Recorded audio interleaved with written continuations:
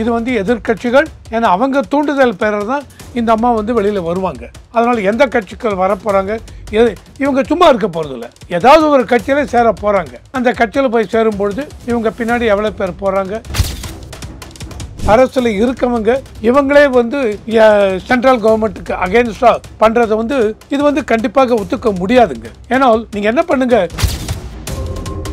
அன்னைக்கு 1965ல என்ன ஆட்டிடியூட் மனப்பான்மையில் இருந்தீங்களோ அதே மனப்பான்மையில தான் இன்னைக்கு 60 வருஷம் கழிச்சும் அதே மனப்பான்மையில் தான் இருக்கீங்களா?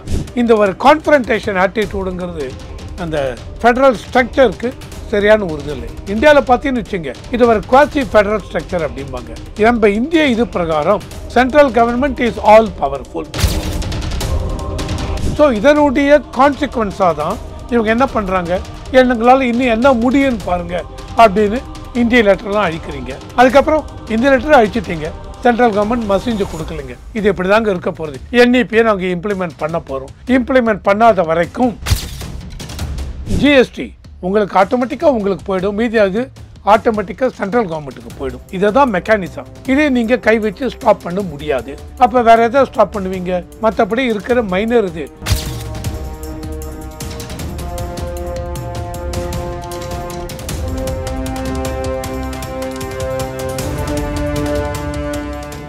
ரியல் நேயர்களுக்கு வணக்கம். இன்று நம்மளுடைய நேர்காணலுக்கு அரசியல் விமர்சகர் திரு ரவிசங்கர் அவர்கள் இணைஞ்சிருக்காங்க. சார் வணக்கம். வணக்கம். வணக்கம். எப்படி இருக்கீங்க? நல்லா இருக்கு. இப்போ நாம் தமிழர் கட்சியிலிருந்து காளியம்மாள் அவர்கள் வந்து விலகி இருக்காங்க. எதற்காக விலகினாங்க அப்படிங்கிற காரணத்தை சொல்லலை. பட் ரொம்ப நாளாக அந்த விலகுவாங்க அப்படிங்கிற மாதிரியான பேச்சுவார்த்தைகள் போயிட்டு இருந்தது. எப்படி பார்க்குறீங்க? ஸோ இந்த மாதிரி ஒரு கட்சியிலேருந்து விலகுவது அப்படிங்கிறச்ச எப்படி வேணாலும் பேசலாம் சார். நாம் தமிழர் கட்சியை பொறுத்த வரைக்கும் ஒரு 8% ஓட்டு வங்கி இருக்குது. பட் அவரை பொறுத்த வரைக்கும் எந்த கட்சியோடு இப்போ ரீசெண்டாக ஈரோடு கிழக்கு அதிலே நின்று வந்து 15% ஓட்டுன்னு ஆயிடுது ஈரோடு கிழக்கில். ஆனால் டெபாசிட் போயிடுது. ஏன்னா 1/6 ஆஃப் தி ஓட்டு போல் அதில் வரணும். ஸோ அதில் டெபாசிட் போயிடுது. ஆனால் இவங்க எல்லாருக்குமே என்ன அப்படின்னா சார், கட்சிகள் இந்த 8% ஓட்டுங்கிறது ரொம்ப இம்பார்ட்டன்ட் 2026 எலெக்ஷனுக்கு. அதனால் டிஎம்கேவாகட்டும் ஏடிஎம்கேவாகட்டும் இந்த கட்சியை எப்படி உடைக்கலாம், என்ன உடைக்கிறதுனா என்ன சார், இவங்களுடைய மாவட்ட தலைவர் இல்லை செக்ரட்டரி, மாநில லெவலில் இல்லை அடிமட்ட லெவலில் கிளை தலைவர்கள், இவங்களை யார் ப்ராமினெண்ட்டாக இருக்காங்க, எந்த அளவுக்கு யார் பேசுகிறாங்க, அவங்களை இது பண்ணால் அவங்க மூலம் எவ்வளோ பேர் வருவாங்க. 100 பேர் 500 பேர் வரட்டும் சார், 500 பேர் இதில் வந்தாங்க ஒரு பர்டிகுலர் ஏரியா. இந்த மாதிரி ஒவ்வொரு ஏரியாலையும் எடுத்து நாம் தமிழர் கட்சி 8% ஓட்டு வங்கியை உடச்சி நான் 4% கொண்டு வரேன் அப்படின்னா நாம் தமிழர் கட்சிக்கு அடி இருக்கும். அதனால் இந்த காளியம்மாள் அப்படின்னு பொறுத்த வரைக்கும் இவங்களுக்கு எந்த அளவுக்கு வாய்ஸ் இருக்குது, என்ன எந்த பகுதியை சேர்ந்தவங்க, இவங்க எந்த அளவுக்கு ஓட்டு கொண்டு தெரியாது. ஆனால் ஒன்று தெரியறது, இது வந்து எதிர்கட்சிகள், ஏன்னா அவங்க தூண்டுதல் பேரில் தான் இந்த அம்மா வந்து வெளியில் வருவாங்க. அதனால் எந்த கட்சிகள் வரப்போகிறாங்க, இவங்க சும்மா இருக்க போகிறதில்ல. ஏதாவது ஒரு கட்சியில் சேர போகிறாங்க. அந்த கட்சியில் போய் சேரும்பொழுது இவங்க பின்னாடி எவ்வளோ பேர் போகிறாங்க, இதெல்லாம் முக்கியம். சிலர் வந்து நாங்கள் தலைவர் நான் போனேன் 1000 பேர் 1000 பேர் வருவேம்பாங்க, வரமாட்டாங்க. ஸோ அந்த கட்சின்னு பார்க்குறச்ச ப்ராமினென்ட் லீடர் யார், அந்த லீடரை பொறுத்த வரைக்கும் அவருக்கு தான் ஓட்டு விழும், அவரை பார்த்து தான் ஓட்டு விழும். ஆனால் அவர் ஒத்தரே இல்லை. இப்போ டிஎம்கேன்னு எடுத்துட்டால் அவர் முந்தைய கருணாநிதி இருந்தார், அப்புறம் ஸ்டாலின் ஓட்டு விழும். ஆனால் எல்லா கேடர்ஸ், லாயல் கேடர்ஸ்ன்னு இருப்பாங்க, அவங்க ஆல்வேஸ் ஓட்டு அப்படி தான் போடுவாங்க. அதனால் நாம் தமிழர் கட்சி இது எந்த அளவுக்கு பெரிய விளைவுகள் இவருடைய ஓட்டு வங்கியில் இது பண்ணும். ஒரு காளியம்மாள் அப்படிங்கிற அவங்க போனதுனால விட்ரா. ஆனால் இதுக்கு முன்னாடியே ஈவன் போன மாதம்லாம் கூட நிறைய பேர் நாம் தமிழர் கட்சியை விட்டு வெளியில் வந்தாங்க. வெளியில் வர்றது வந்து அதாவது இவங்களுக்கு சீமான் அவர் வந்து பேச்சு அவர் எடுத்து கொண்டு போகிற அந்த எந்த வழியில் எந்த பாதையில் எடுத்துக்கொண்டு போகிறார் அது இவங்களுக்கு தன் நம்பிக்கையை கொடுக்கவில்லையா என்ன, அவர்கிட்ட மனக்கசப்பா தெரியாது. ஆனால் பொறுத்திருந்து பார்க்கணும், இது வந்து எந்த அளவுக்கு இதனுடைய நாம் தமிழர் கட்சிக்கு இது இம்பேக்டை கொடுக்கும்னு இப்போதைக்கு என்னால் சொல்ல முடியல. ஓகே, இன்னொரு விஷயம் பார்க்கும்போது இப்போது திமுககாரர்கள் எல்லாருமே வந்து ரயில்வே ஸ்டேஷனில், கவர்மெண்ட் ஆஃபீஸில் எல்லா இடத்துலையுமே வந்து பிளாக் பெயிண்டை வச்சு ஹிந்தி நேம்ஸ் எல்லாம் வந்து அழிச்சுக்கிட்டு இருக்காங்க. பார்த்தேன் பார்த்தீங்களா? பார்த்தேன். அதை பார்க்கும்போது என்ன தோணுது? ஃபுல் அண்ட் ஃபுல்லாகவே டிஎம்கே பார்ட்டிஸ் ரிலேட்டபிளான ஆட்கள் தான் அதை பண்ணிட்டு இருக்காங்க. அதை பற்றின உங்களுடைய கருத்து என்ன?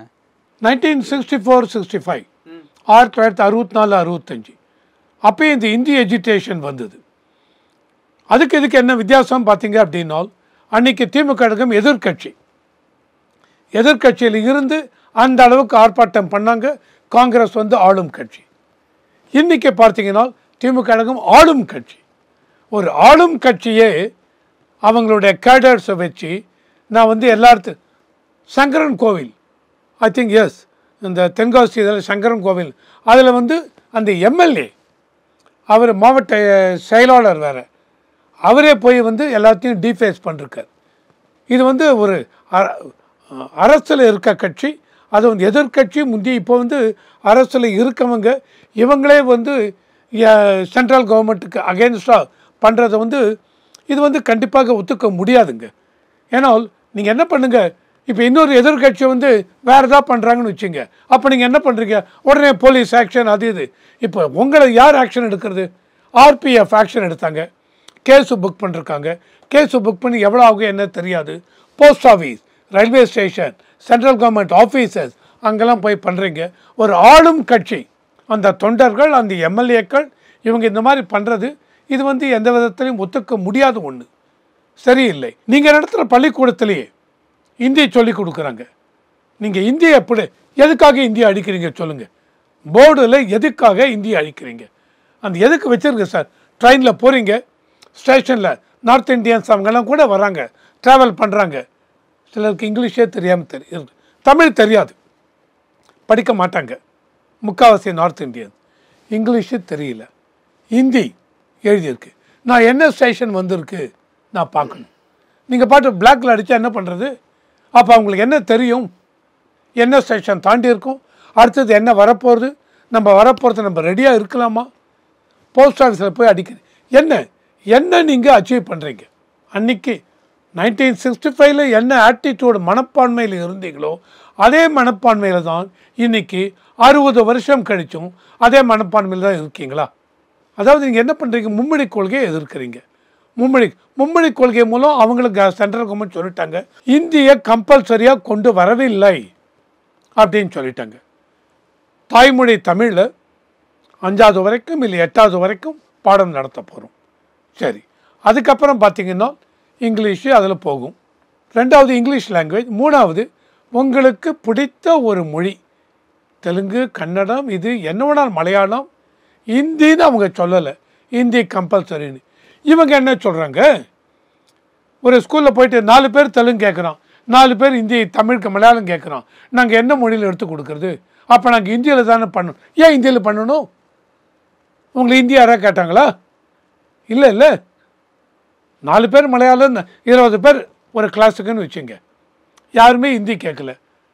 அப்போ எதனால் நீங்கள் ஹிந்தி கம்பல்சரின்னு கொண்டு வருவீங்க? இந்த 4 பேர் 5 பேருக்கு இல்லைங்க 2 லாங்குவேஜ் கொடுக்க முடியுங்க, இதுக்கு தான் டீச்சர்ஸ் போடுறோம் அப்படின்னு சொல்லுங்கள். ஹிந்தியை மறைமுகமாக இவங்க ஃபோர்ஸ் பண்ணுறாங்க சென்ட்ரல் கவர்மெண்ட்டுங்கிறத இது பண்ண முடியாது. ஆனால் இந்த என்இபியை பொறுத்த வரைக்கும் நீங்கள் சொல்லுங்கள், இந்த என்இபியில் 2020 கொண்டு வராங்க. அதுக்கப்புறம் பார்த்தீங்கன்னு வச்சுங்க, நிறையா இதில் வந்து நீங்கள் உங்ககிட்ட பேசியிருக்காங்க. மற்ற ஸ்டேட், அது இந்தியாவில் 5 ஸ்டேட்டை தவிர தமிழ்நாடு, கேரளா, தென் இன்னொரு 3 ஸ்டேட், தெலுங்கானா, எஸ், இதை தவிர மற்ற ஈவன் வெஸ்ட் பெங்காலையும் பண்ணலான்னு நினைக்கிறேன் என்இபி. ஓகேவா? மற்ற எல்லா ஸ்டேட்டும் ஒத்துட்ருக்காங்க. அப்போ நீங்கள் பாருங்கள், மற்ற எல்லா ஸ்டேட்லேயும் அவங்க எப்படி பண்ணுறாங்க. 3வது லாங்குவேஜ் ஒரிசான்னு எடுங்க, ஒரிசாவில் ஒரியா மொழி, தென் இங்கிலீஷ் 3வது லாங்குவேஜ் என்ன பண்ணுறாங்கன்னு பாருங்கள். ஸோ நீங்கள் வந்து இல்லை இது இந்தியை கம்பல் பண்ணுறீங்க, இது ஒன்று. 2வது உங்களுக்கு ஃபண்ட்ஸ் எல்லாம் கொடுக்கவில்லை, 2152 கோடி எங்களுக்கு வர வேண்டிய பணத்தை கொடுக்கவில்லை. இந்த 2152 கோடி ஆகட்டும், இல்லை 10,000 கோடியே எங்களுக்கு நிறுத்தி வச்சாலும் நாங்கள் வந்து அவங்கக்கிட்ட போயிட்டு கெஞ்சிட்டு இருக்க மாட்டோம் அப்படின்னு முதலமைச்சரும் சொல்லியிருக்கார். அவருடைய மன வருத்தம் எல்லாமே புரியுறது. இப்போ என்ன இதில் என்னை பொறுத்த வரைக்கும் சென்ட்ரல் கவர்மெண்ட் ஆகட்டும் இவங்க ஆகட்டும், இப்போ எப்படி போகிறது அப்படின்னா ஒரு கான்ஃபரன்டேஷன் ஆட்டிடியூட், அதாவது உனக்காச்சும் எனக்காச்சும் பார்க்கலாம் அப்படிங்கிற மாதிரி போகிறது. இந்த ஒரு கான்ஃபரன்டேஷன் ஆட்டிடியூடுங்கிறது அந்த ஃபெடரல் ஸ்ட்ரக்சருக்கு சரியான ஒரு இது இல்லை. இந்தியாவில் பார்த்தீங்கன்னு வச்சுங்க, இது ஒரு குவாசி ஃபெடரல் ஸ்ட்ரக்சர் அப்படிம்பாங்க. நம்ம இந்திய இது பிரகாரம் central government is all powerful. ஸ்டேட்டுக்கெல்லாம் உரிமை இருக்குது. எல்லா ஃபெடரல் ஸ்ட்ரக்சருக்கு ஸ்டேட்டுக்குன்னு எல்லா உரிமைகள் எல்லாமே உண்டு. இருந்தாலும் பவர்ஃபுல் இதுங்கிறது சென்ட்ரல் கவர்மெண்ட். அந்த மாதிரி இருக்கிறச்ச ரெண்டு பேரும் அட்ஜஸ்ட் பண்ணிட்டு போக வேண்டும். ஸோ இதனுடைய கான்சிக்வன்ஸாக தான் இவங்க என்ன பண்ணுறாங்க, எங்களால் இன்னும் என்ன முடியும்னு பாருங்கள் அப்படின்னு இந்திய லெட்டர்லாம் அழிக்கிறீங்க. அதுக்கப்புறம் இந்திய லெட்டரை அழிச்சிட்டிங்க, சென்ட்ரல் கவர்மெண்ட் மசிஞ்சு கொடுக்கலைங்க. இது இப்படி தாங்க இருக்க போகிறது. என்இபியை நாங்கள் இம்ப்ளிமெண்ட் பண்ண போகிறோம், இம்ப்ளிமெண்ட் பண்ணாத வரைக்கும் நாங்கள் ஃபண்ட்ஸு கொடுக்க போகிறதில்ல அப்படின்னு சொல்கிறான்னு வச்சுங்க. அப்போ என்ன ஆகும்? நீங்கள் இப்போ இவங்க என்ன சொல்கிறாங்க, நாங்களும் வரியெல்லாம் கொடுக்க மாட்டோம் அப்படிங்கிறது. அது நடைமுறைக்கு ஒத்து வராது. ஏன்னால் உங்களுக்கு மேஜர் சோர்ஸ் என்னங்க, ஒவ்வொரு ஸ்டேட்டுக்கும் ஜிஎஸ்டியில் 50% ஸ்ட்ரைட்டுவே ஸ்டேட்டுக்கு, மீதி 50% சென்ட்ரல் கவர்மெண்ட் கொடுக்கணும். தென் அந்த ஸ்டேட்டில் ஒர்க் பண்ணுற எம்ப்ளாயீஸ் அவங்களுக்கெல்லாம் பர்சனல் இன்கம் டேக்ஸ், அதுதான் டைரக்ட் டேக்ஸும்பாங்க. அந்த டைரக்ட் டேக்ஸுக்கு கார்ப்பரேட் டேக்ஸும் வரும். தனியார் வங்கிகள் தனியார் நிறுவனங்கள் இவங்களாம் இருக்கு, அவங்க செலுத்த வேண்டிய இன்கம் டேக்ஸு இதெல்லாமே வரும். அதில் எந்த விதத்துலேயும் நீங்கள் கையை வைக்க முடியாது. யார் ஸ்டேட் கவர்மெண்ட் நிறுத்தி வைக்க முடியாது. ஓகேவா? அதை டைரெக்டாக இன்கம் டேக்ஸுக்கு அனுப்பிச்சாகணும். ஜிஎஸ்டி உங்களுக்கு ஆட்டோமேட்டிக்காக உங்களுக்கு போயிடும், மீதி அது ஆட்டோமேட்டிக்காக சென்ட்ரல் கவர்மெண்ட்டுக்கு போயிடும். இதை தான் மெக்கானிசம். இதே நீங்கள் கை வச்சு ஸ்டாப் பண்ண முடியாது. அப்போ வேறு எதாவது ஸ்டாப் பண்ணுவீங்க? மற்றபடி இருக்கிற மைனர் இது வேறு ஏதாவது செஸ்ஸுன்னு வருது, எதாவது வருதுன்னா அதை செஸ்ஸு கூட டைரெக்டாக சென்ட்ரல் கவர்மெண்ட் போடுற செஸ்ஸாக இருந்தால் அதையும் நீங்கள் ஒன்றும் பண்ண முடியாது.